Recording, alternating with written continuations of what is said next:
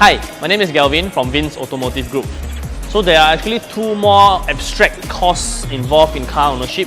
The first being depreciation.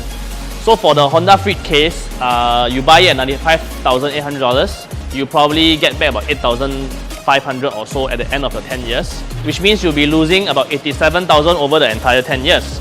But does it really mean that you are losing $8,700 per year for the rest of the 10 years? The answer is no. Because for new cars, generally your depreciation is more over the first few years.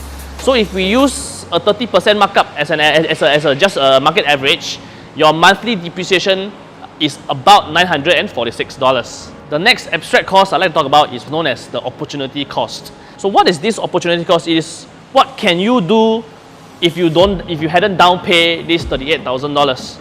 So assuming you use this $38,000 for other sorts of investments that can yield you 5% per annum, your monthly opportunity cost will be at $160. So in summary, with the 6 types of costs which I shared with you, namely insurance, road tax, interest on your loan, maintenance, depreciation, as well as opportunity costs. So the monthly true cost incurred for owning a brand new Honda Freed Hybrid is $1,533 and not just the monthly installment of $800.